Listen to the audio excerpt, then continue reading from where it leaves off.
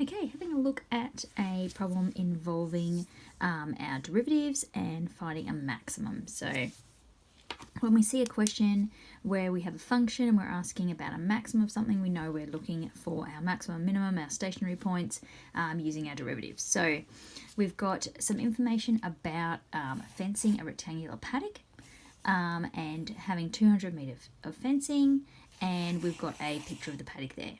So they're going to use the river as one of the sides.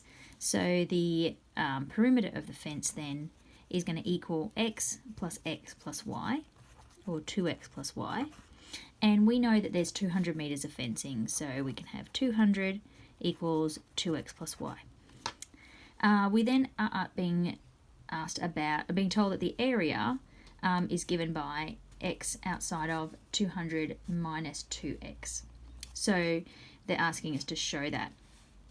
Now, if we have our x as our width and our y as our length, we can write 200 minus 2x equals y, which would be our length.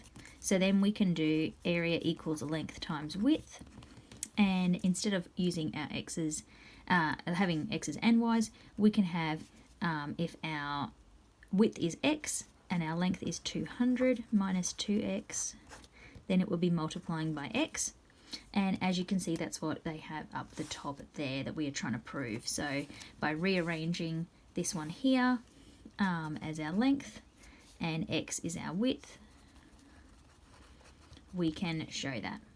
Then it asks us to find the maximum area and the dimensions of the paddock. So if we've got our area is equal to x outside of 200 minus 2x, the first thing I'm going to do is expand that out, and then I'm going to do the derivative.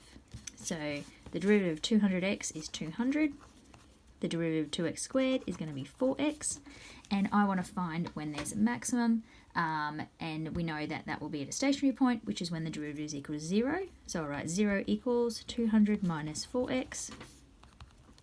So I'll bring my 4x over, equals 200, so my x is equal to 50.